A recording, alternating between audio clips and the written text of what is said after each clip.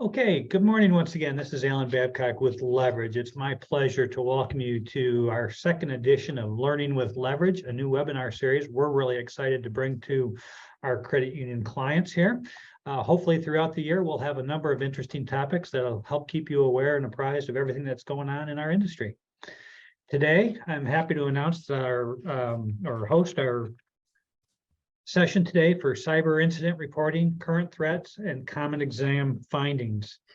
Just a couple of housekeeping items. I would ask that you please keep your lines muted, if you could please, and utilize the chat functions for any questions. We're going to hold questions to the end of the show, but if you utilize the chat, we will make sure we can answer all the questions that we can in the time that we have allotted. We want to be respectful of your day and get you out of here on time as well.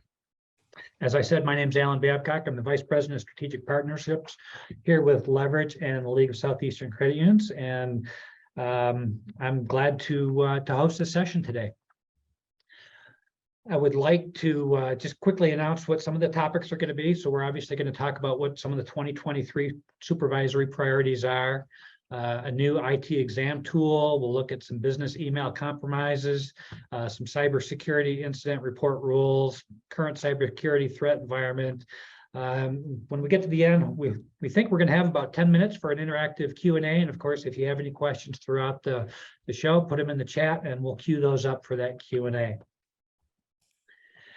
It's my pleasure now to introduce to you Thomas Lux. Thomas began working with the NCUA in 2011. He has since moved up to be the Regional Information Systems Officer.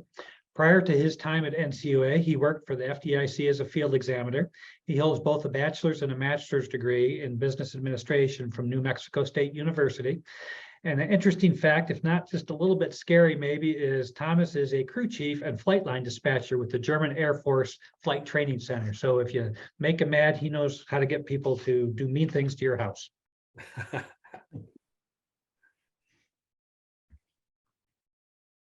also like to introduce Jim Sankson from the Pivot Group.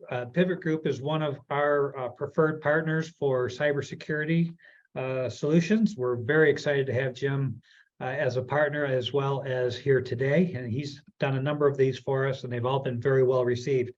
I show we've got about 60 people on the line already today and we had about 88 or so registered. So another well-attended function. Jim has over 20 years of experience in the information security, financial services, and technologies industries. He has a CPA and was also an internal auditor for a Fortune 100 company for 7 years. Conveying the knowledge and conviction it takes to fight cybercrime, Jim offers a realistic view of today's security, privacy, risk issues, and remedies for the business community. He blends business goals with technology, training, policies, and improved processes to provide the appropriate program and regulatory compliance for each of his clients. Jim is a regular speaker and an expert witness on information security, cybersecurity, and data privacy. So please welcome both Thomas and Jim to our show today.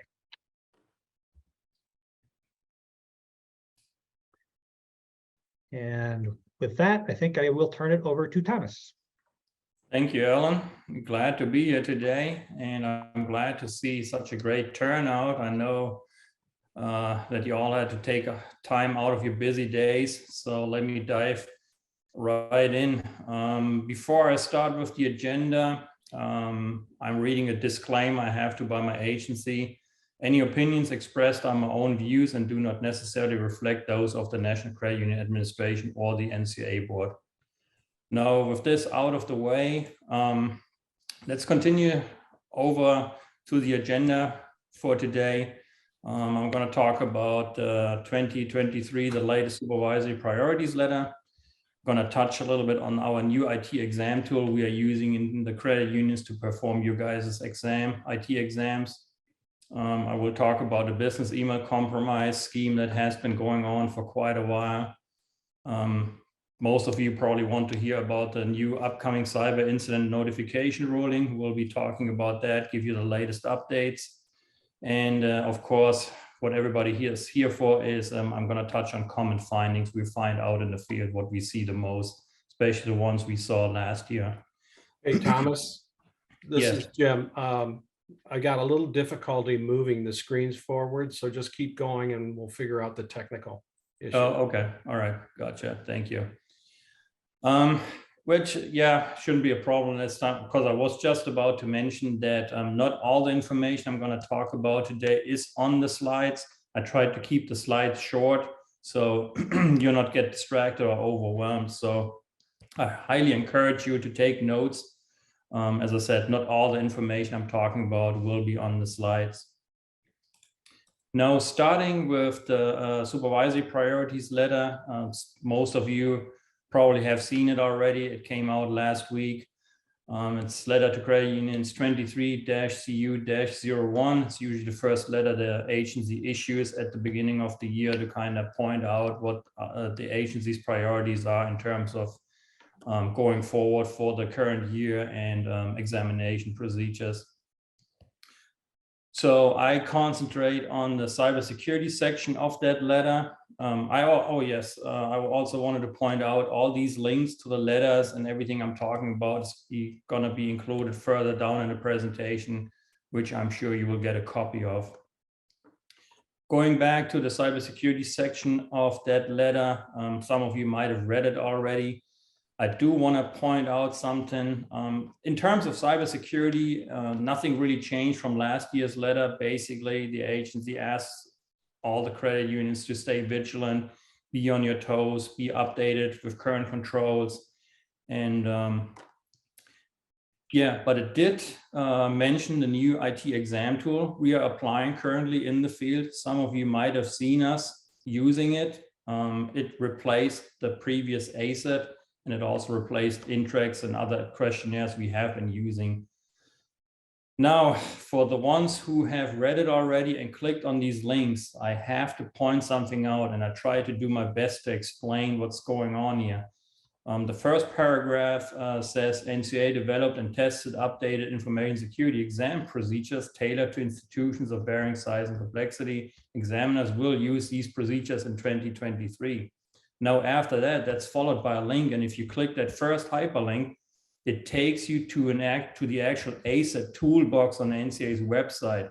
So I believe that is a mistake, and I'm running it up the chain to make it change it. However, I want to point out that if you click on that link, this is not the tool we examiners use in the field to do your IT exam. This is a tool that is free for you guys to use if you chose to do so. That tool is called the ACET. It's a little different version of the original ACET. It's online now. It's an automated tool you guys can use to self-assess your information security program. So when that letter says that's the tool we are using, that's just not true. We are using a different tool, which I'm going to talk about in a second. So hopefully you guys are not too confused about that. Again, this is a tool I highly encourage you to use if you get the time and the resources. It's, as I said, it's based on the ACET. You have your 400+ statements, but it gives you a very good guide on how to self-assess, make yourself better with your information security program. And yeah, so highly encourage it. It does prepare you, I can guarantee you, if you use it, if you do it, and I know a lot of you use already the ACET in a different version or have a third party doing it for you, but it definitely prepares you for a good start when the examiners and we results come in and do your IT exam.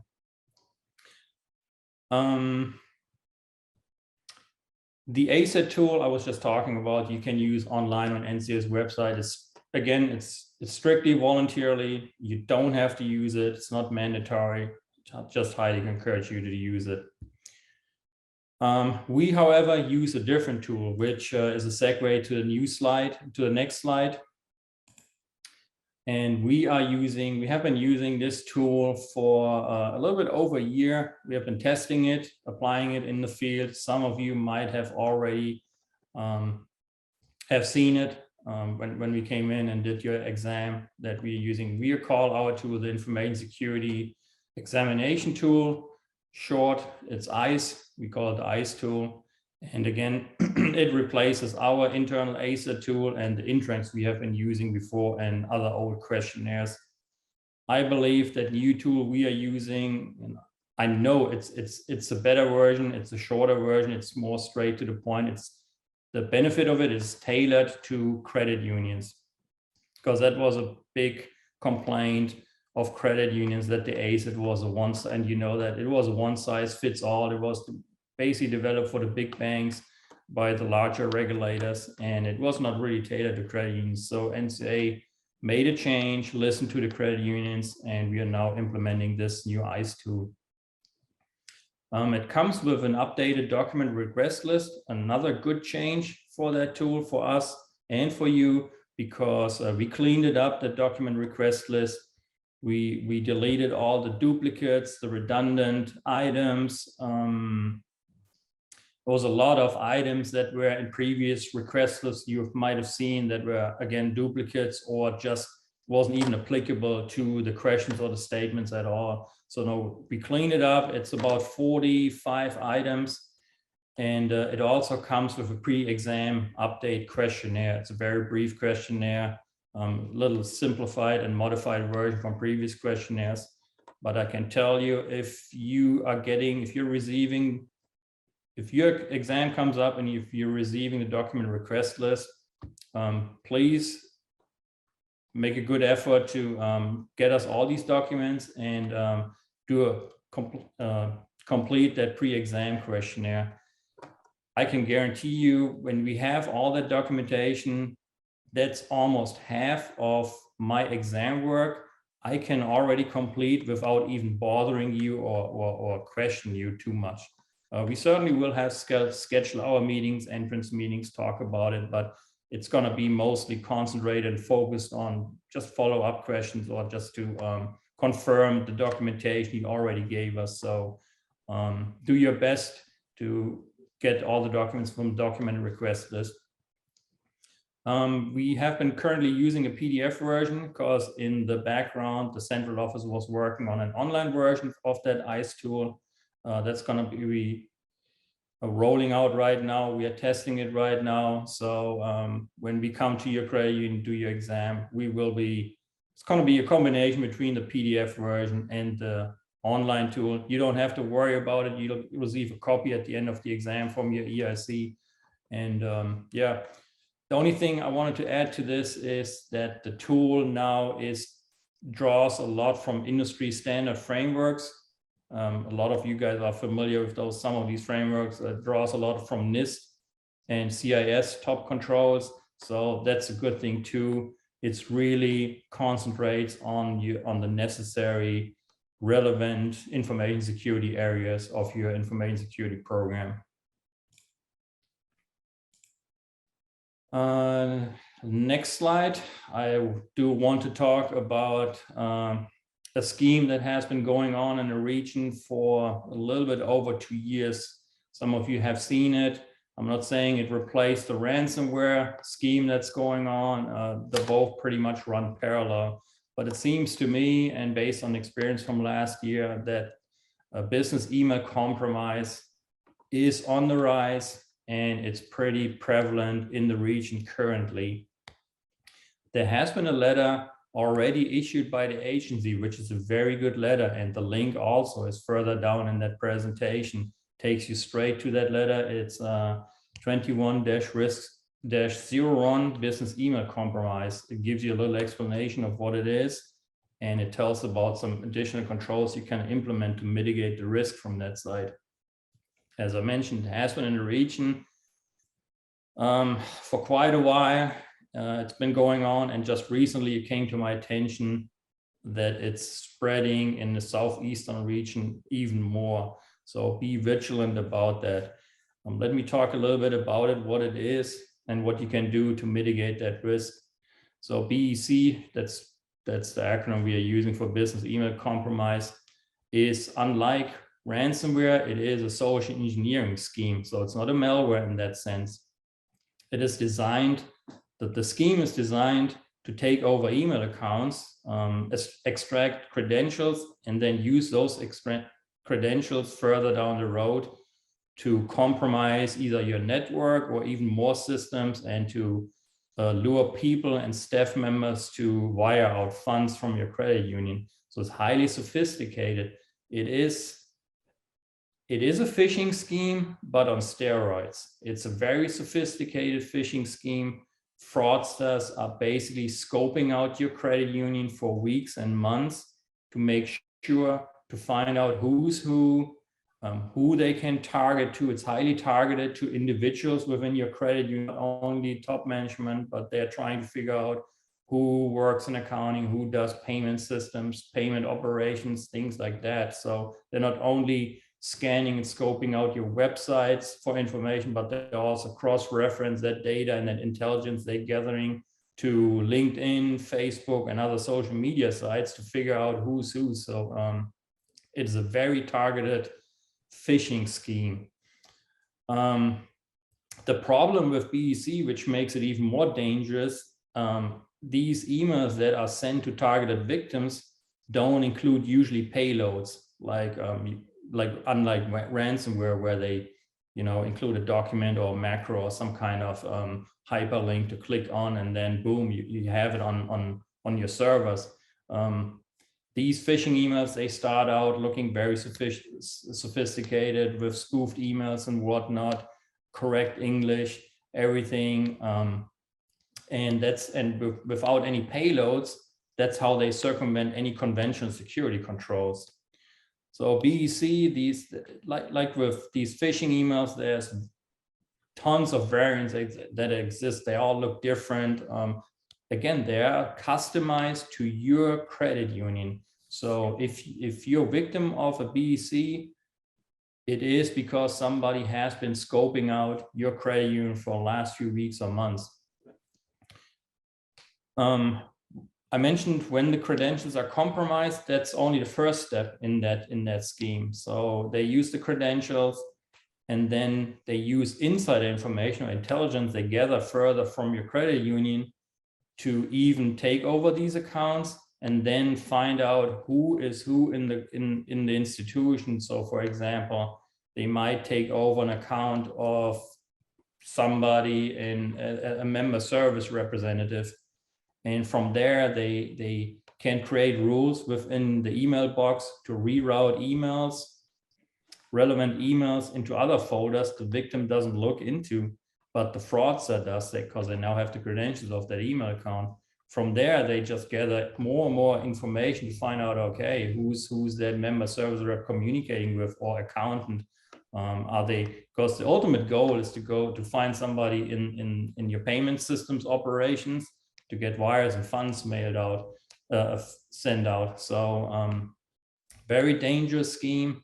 And it's a simple phishing scheme, sophisticated on steroids, but it's a very effective method to compromise your existing controls.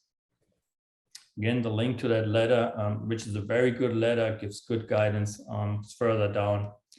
So now what are you gonna do about it? So I'm going to talk about a few controls I have been looking up. I have been finding out about, last year there was probably not a month that went without us RISOs following up on some kind of BEC scheme.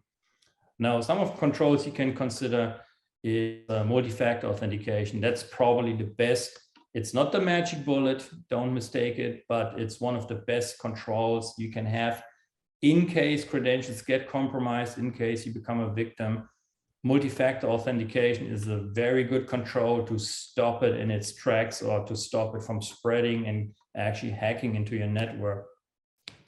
And I know a lot of you guys have multi-factor authentication already implemented, mostly for remote access or for admin accounts. But a lot of credit unions I've been to, have not multi-authentication for everybody in the credit union, for every staff member, for payment system operators and whatnot. So you have to make sure that you enable multi-factor authentication for cloud email services such as Office 365. I'm not advocating Microsoft here, but the reality is most of you use Office 365 or are about to implement it in your institution. So it's most commonly used, these cloud email services. And that's where you have to activate multi-factor authentication.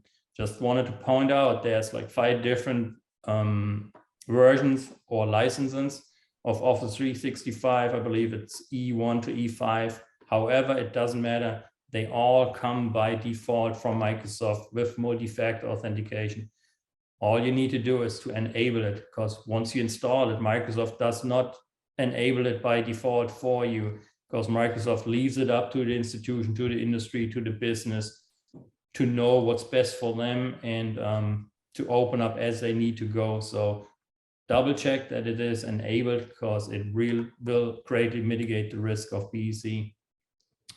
Next control is social engineering audits. Again, something a lot of you already do. I see social engineering audits, and a lot of you also use third parties like KnowBe4. That's a common vendor to train your staff on a quarterly or annual basis. If you do that, both of those, that's totally fine. It's a great control. It's a great training for your staff and management to be aware and on your toes. If you don't do social engineering audits, and this is not a must per regulations, I strongly recommend it. The reason for that is if you use that third-party app to do the trainings, that's good, but you also want to test it. I kind of always compare to credit unions do vulnerability assessments, and to test and to see if the patches really got applied. They run a penetration test to see if the controls work. The same concept applies here with social engineering audits.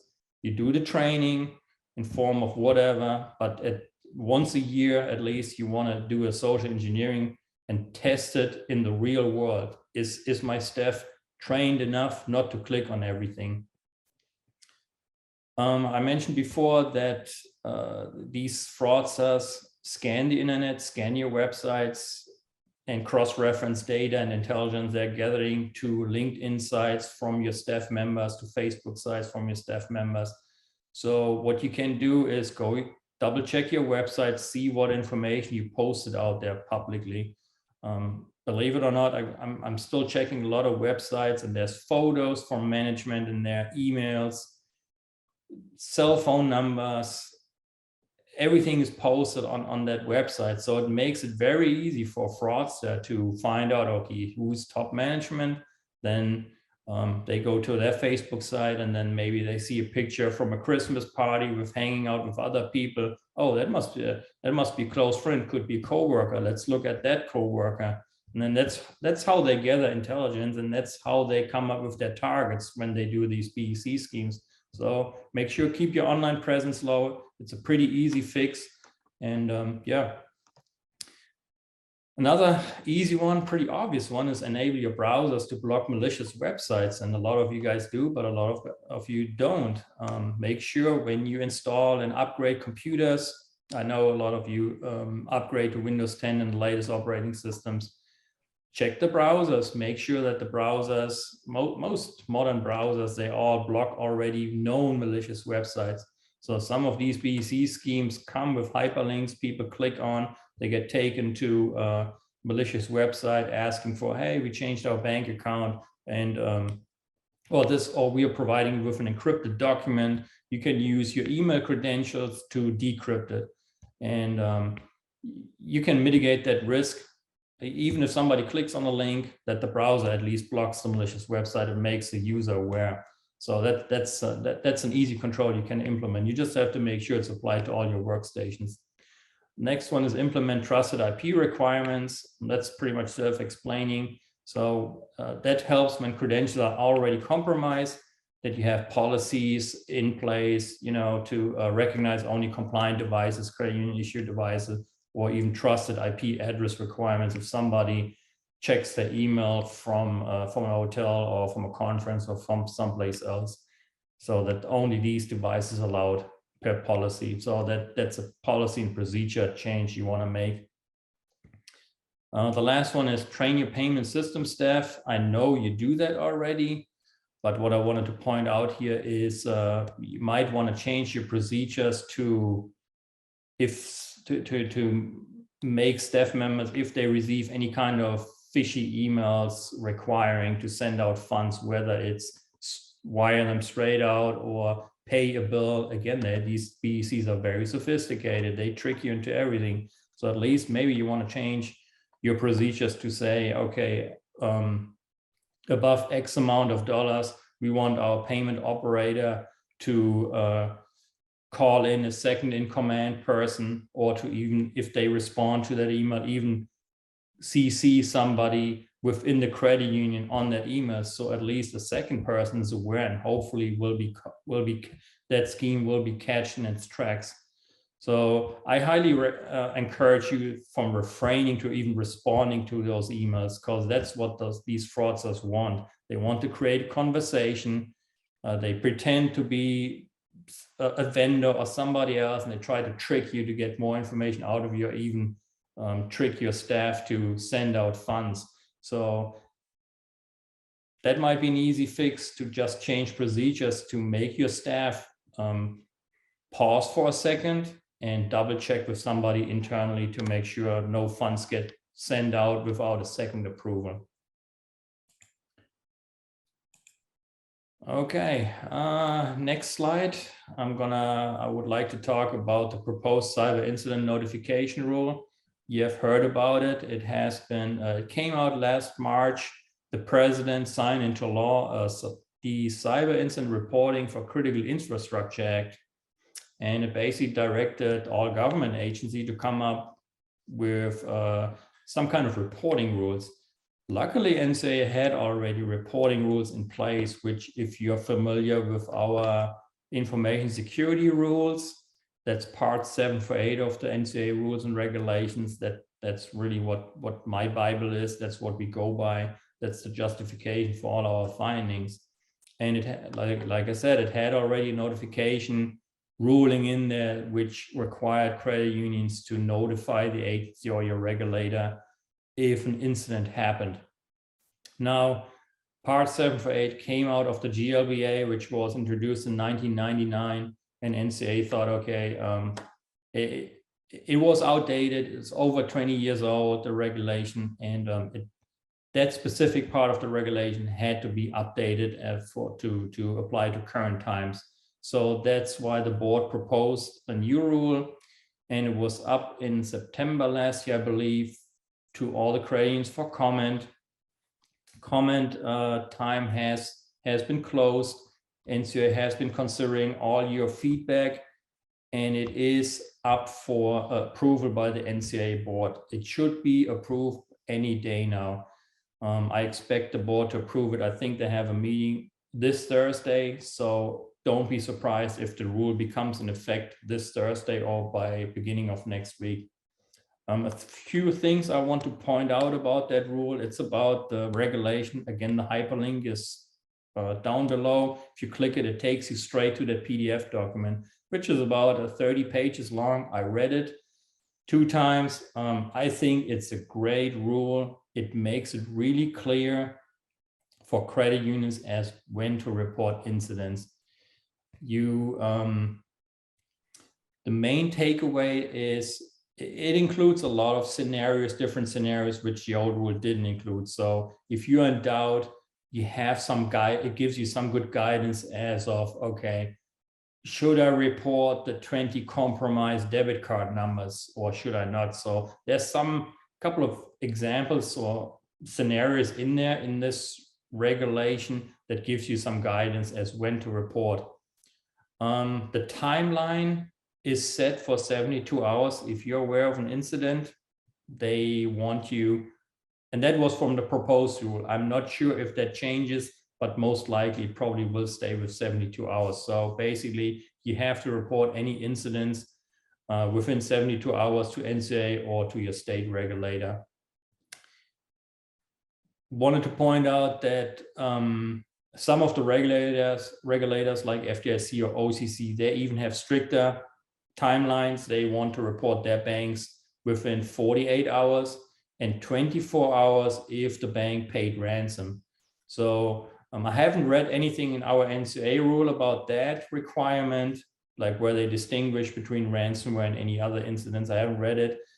might be up for change. They might have changed it. I don't know. So keep an eye out for the upcoming rule, probably by the end of the week, if not next week, at least this quarter. So it should be approved. It's all over the news, so it could be anytime. When you see it in the news, download that new regulation, read it, and forward it to your staff, to your CIO, ISO, whoever is in charge of your information security programs. Good information in there. Keep it in the drawers, because some of you have been already a victim of an incident. If not, I guarantee you will be. It's just a matter of time. So it's a good thing to have this regulation printed out in the drawer, so you can read up about it in case it happens to you, and hopefully not, but you have it. So okay, common findings. So there's one thing I wanted to talk about when in regards to that regulation, but more to that in a second here. So common findings, I picked the top 3 for today from last year. So the first one is inconsistent IT audits. That's what we have been seeing last year. That was the #1 finding. And it's not that credit unions didn't have IT audits, but there was a lack of frequency. Some credit unions did them every other year. Some credit unions didn't do them at all, but they did pen tests or vulnerability assessments. There was no clear audit plan. So what we are recommending is that whoever is in charge of your audits, whether it's your IT department or the internal audit department, make sure these departments have an audit plan when it comes to information security. And they might want to work close with the CIO, ISO of your credit union to make sure that all audits are covered and included in the audit scope. Then what I've been seeing in that regard was also most of you outsource these IT audits, which is perfectly acceptable. Of course, not all of you have the resources or expertise to perform these audits. So you want to outsource it to a third party, but make sure, because a lot of these third parties, they apply a boilerplate approach to their audits, meaning that they're using any industry framework, whether it's NIST, CIS controls, whatnot, they apply it to your credit union, they do that audits based on that. The problem with that is you have a lot of other controls and assets at your particularly credit union, which you're aware of, but the auditor is not.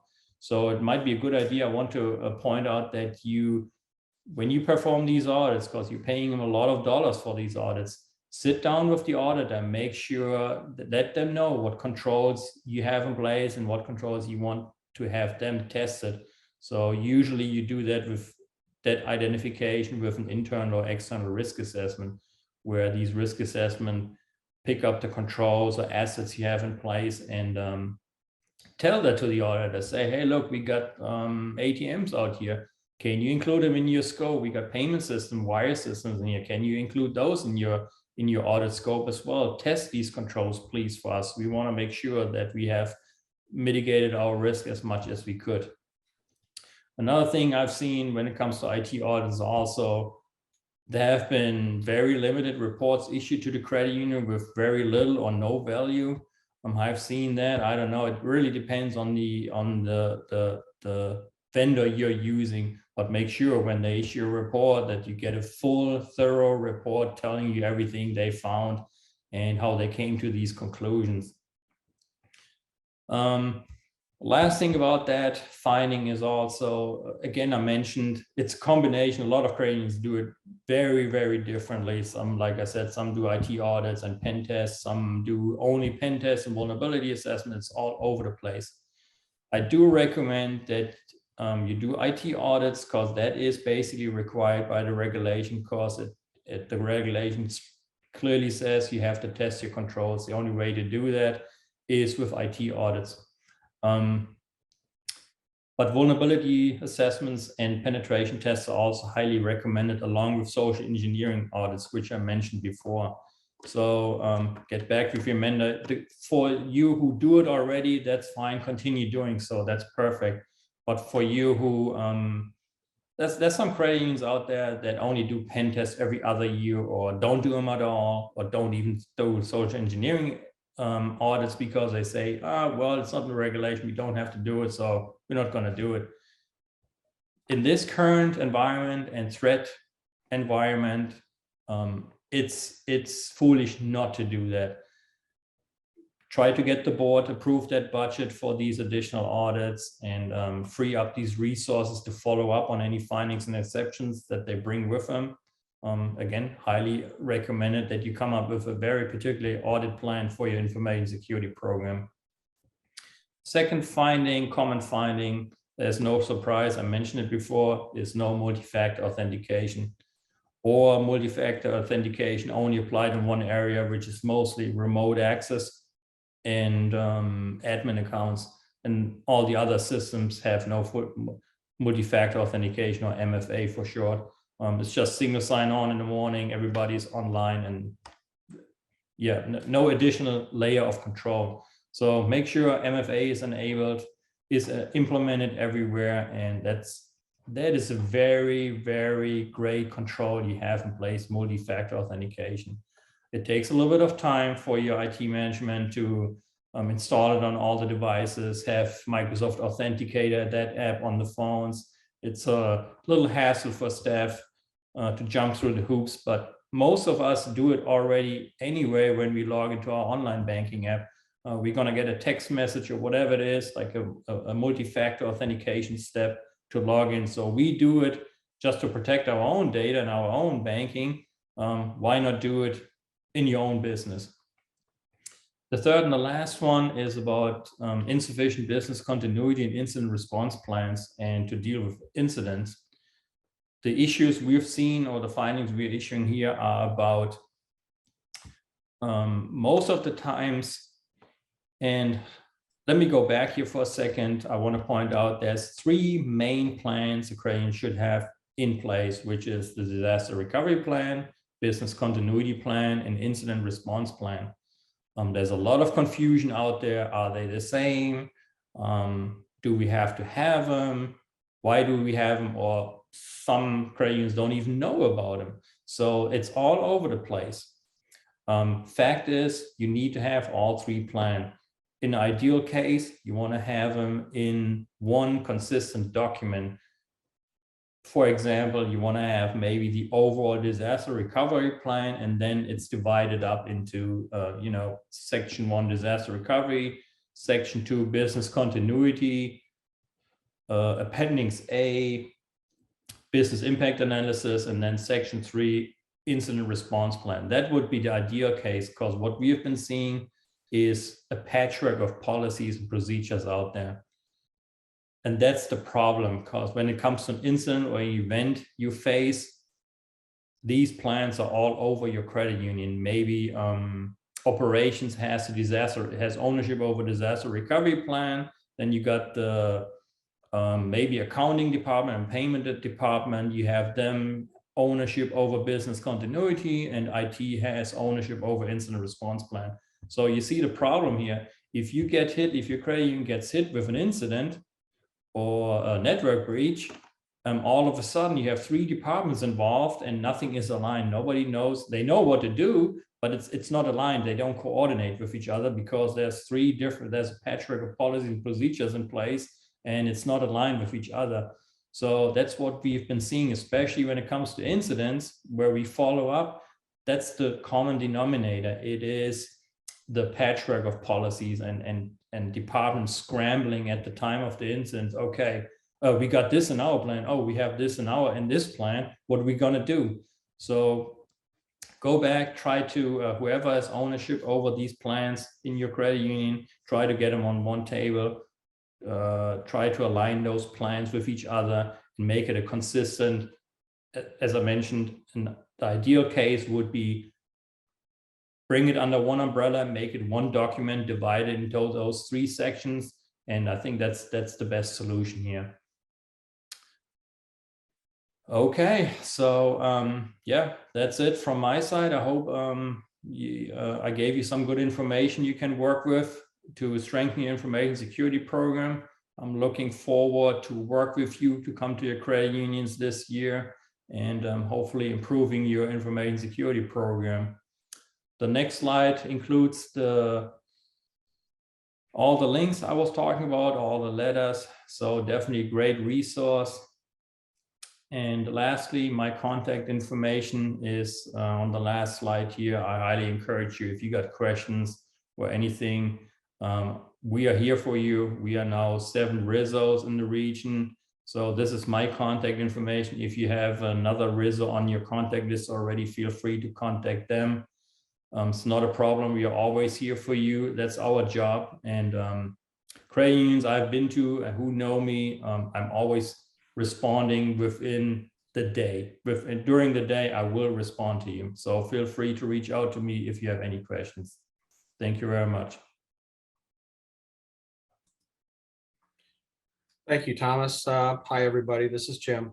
What we want to talk about now is, from an overview perspective, really the current threat or attack environments are evolving around 3 different areas. And Thomas alluded to this, and we just spent some time talking about the business email compromise. Now we're going to spend a couple minutes talking about ransomware. And as Thomas mentioned in his presentation, they run a parallel path from an attack vector perspective, but the outcome is totally different. Okay. And just from a best practice perspective, from effective best practices on the cybersecurity and what to do internally at the credit union, is here's a laundry list of things that should be in your ransomware and DOS, denial of service, preparation and defense and protection plan. I'll run through the list, and I don't know if the question has come up yet or not. You will receive a copy of this presentation. So this is a very, very good checklist to go back to the credit union, see if you're doing these things. The number one thing is your employee training and testing, making sure that they're aware of the impact to the credit union and how a ransomware attack can affect and how it could come into the credit union. Next big thing is make sure your core systems, okay, the systems that you use day in, day out, have member information, and you service your members, are tested on the backup and disaster recovery processes as well.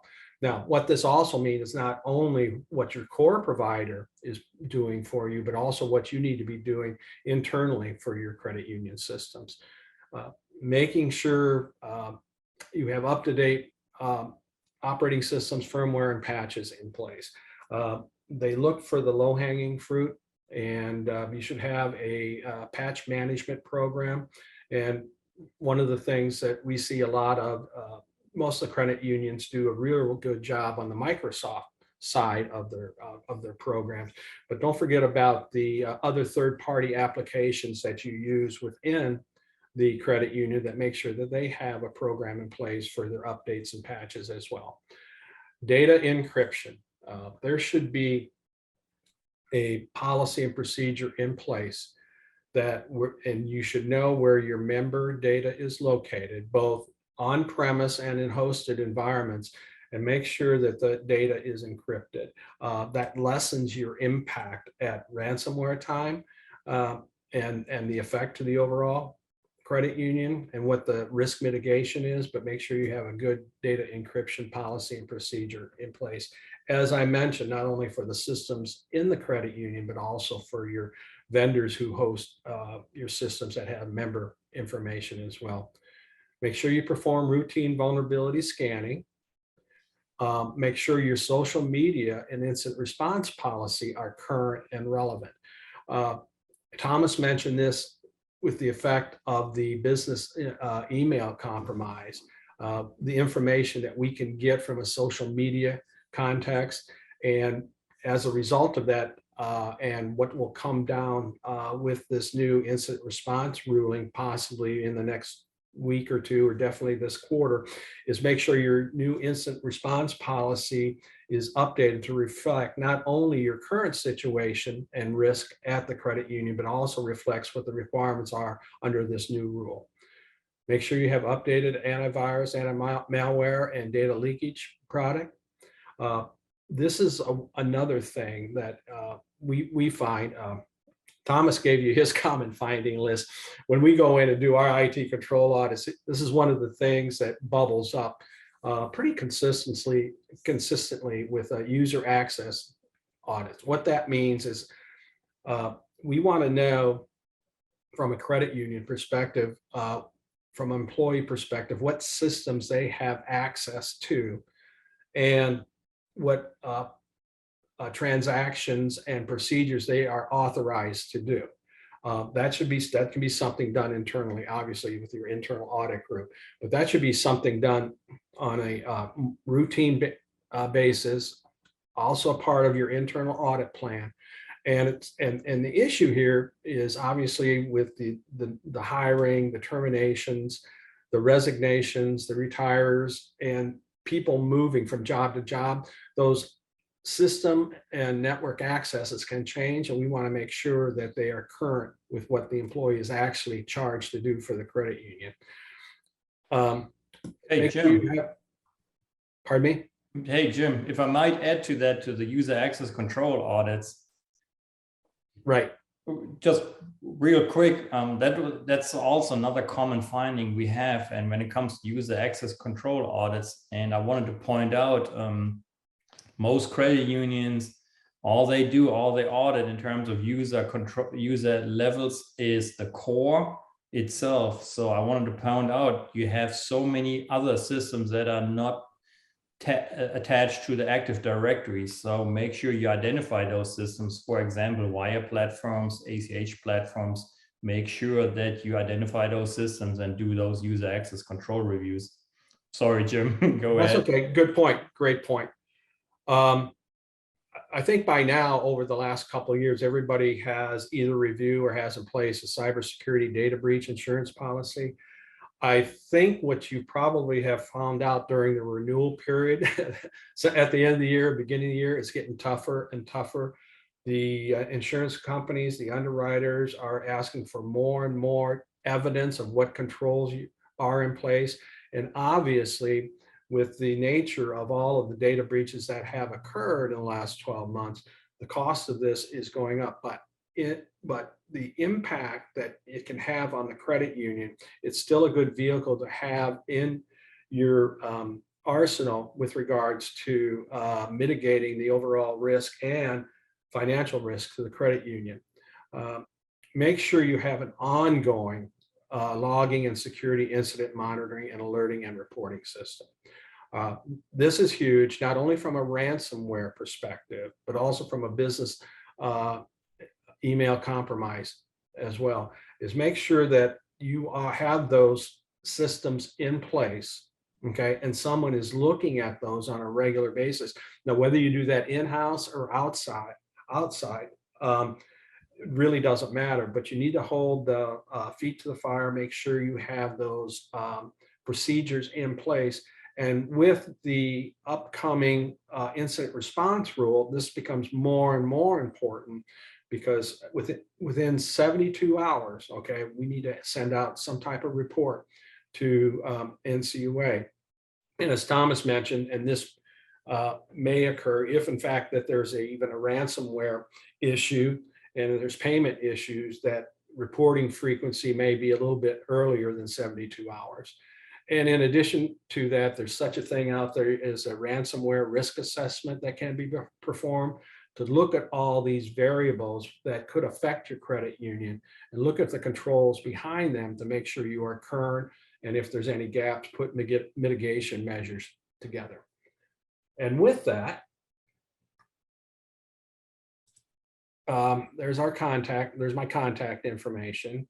I do want to say a couple things before we turn it over, Alan, to the question and answer. If you can make a note of this, and I think there will be an invite coming out shortly on February 14th. Okay. Another session with Alan's group is going to take place, and it's going to surround this new incident response rule and what it means to vendor management. Because everything Thomas said, all right, applies not only to your in-house system, but your vendors as well. So we want to look at that very, very closely of what the new ruling is and what you should be doing to manage your vendor to ensure that they comply with the ruling as well.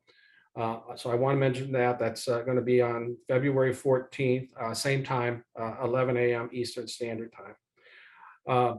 The other thing I would like, just a kind of a summary statement, then I'll turn it back over to Alan. What Thomas and I tried to convey today is the risk is real out there, and it is there. Now's a good time, as Thomas says, dusting off all your plans, your procedures, shore up your defenses in the technology area, the human resource area, the governance area, your physical procedures, your policy and procedures, and vendor management and training. Look at those things right now. Now's a good time of year to do that. Don't wait till your audit comes, or don't wait till NCUA or the state says, hey, we're going to be there in 30 days. Now's the time to do it, because the threat is real and we're seeing some real implications out there in the community. The other thing that the message we wanted to get across today is both the state and NCUA are aware of these risks and threats to the credit unions.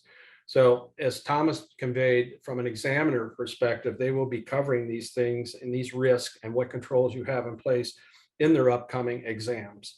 And so as a conclusion or a call to action, please review your information and update your information program accordingly.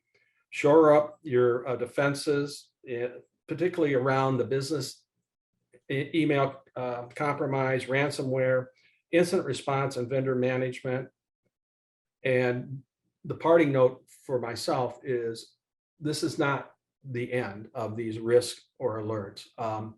We see them continually and ongoing and growing.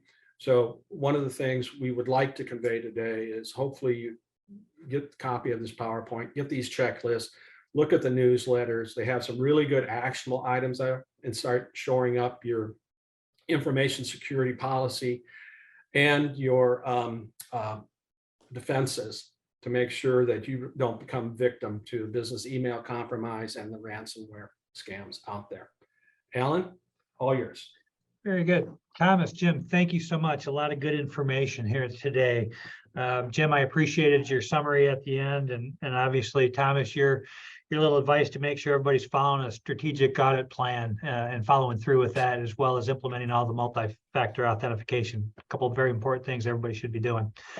If you haven't already put your questions in the chat box, please do so, and we'll get to those. We have just a couple of minutes, but we'll start off with a couple that we have here. One is vendor management still a major risk factor in the exam priority? It is. And the reason is because of a lot of these breaches not only happen to credit unions, but they happen to your vendors out there. So when we do our IT exam, the ICE tool I was talking about, it includes a section about vendor management. So we are definitely looking into how you do vendor management. And we do also read a couple of sample contracts, because we want to it's not to come up with a finding, but we want to find out what the language of these contracts incorporate of your vendors. And in most cases, the most contracts we read, they don't even include a notification requirement. For example, if your vendor gets breached, there's no requirement for the vendor to notify you about it, even though your data might have been compromised. So yes, vendor management is very much on the exam list of ours. Excellent point on the notification there. I know our company, CU Vendor Management, is taking that very seriously and working on that. So I'll put in a shameless plug here. They are hosting one of our Learning with Leverage webinars next month. So if vendor management is of interest to you, check out our website and find that webinar.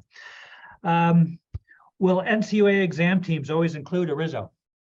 No, because we have limited resources. As I mentioned before, it's only 7 RISOs. We recently added 2 more payment system specialists.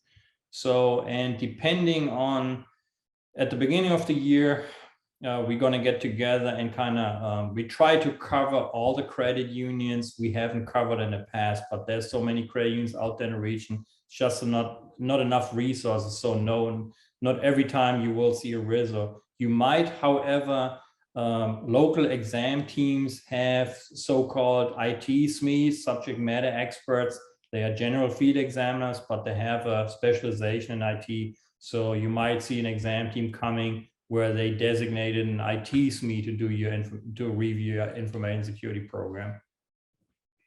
Very good. Got a question here on the difference between an IT audit and an IT risk assessment. Can you help clarify that? Yes. Oh, I'm happy to. That's how, yeah, it's a very common thing we see out there where credit unions get really confused on, especially now with things throwing into the ring like ACID or all the other tools floating around. So you have an IT audit, which you have to do based on the regulation, because the regulation clearly states, yeah, credit union has to regularly check and inspect their controls they have in place. And realistically, you can do that with an audit. A risk assessment, however, on the other side is something, it's not an audit. It's a risk assessment you do for yourself, whether you do it internally, which I highly recommend, or you do it externally with a third-party vendor. But the risk assessment essentially identifies all the information security assets with your institution. Then it identifies the threats that go with that assets. And from there, they determine what controls do we have in place. So basically they start out with that asset.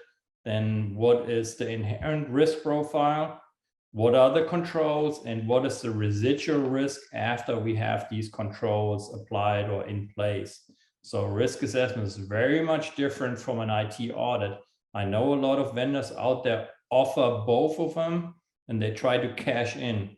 The IT audit, again, if you have the resources and experience within your credit union, you can even do an IT audit internally, just make sure it's independent. Same for the risk assessment. If you have the resources or a separate designated information security officer within your place, try to do a risk assessment internally, because credit unions know best what you have in place, what is hooked up to your network, what are your payment systems. You can identify all these assets. You can identify all the threats that go with them and all the controls you have. So it's risk assessment, and I'm very much it's one of my pet peeves, risk assessment. I've been looking at hundreds of them so far, and risk assessment in my mind is the best beneficial document you can maintain within your credit union. It is a centralized focal point for your ISO, for your CIO, for all your IT managers out there to keep an overview of your program, because I know a lot of you end up in the weeds in the day-to-day operations, putting out fires. But if you have a good risk assessment, it's a centralized focal point for your information security program. And from that, you can also, if the inherent risk, for example, is high, it's a good argument for you to go into board meetings and ask for more budget to fix that high risk. So that's the difference between, hopefully I clarified the difference between IT audits and risk assessments. Oh, Thomas, thank you so much. That's great insight on the importance of that risk assessment and how we should use that. I have 11:59 on the clock, so we're going to wrap it up here. Thank you so much to both Thomas Lux and Jim Sankson. We really appreciate your time and your insight today. I'm sure everybody truly enjoyed it and is going to come away with a lot of good takeaways here today. As promised, we will send out the PowerPoints after this webinar. Might not be today, but we will get them out. And then just a quick plug here. We do this every second and fourth Tuesday of the month, Learning with Leverage. So visit our website, myleverage.com, for an agenda or a schedule of what those topics will be. And please join us when you can. Thank you so much on behalf of Thomas, Jim, and myself. Thank you for your time today and have a wonderful day. Thank Thank you, everybody. Bye. Have a good day.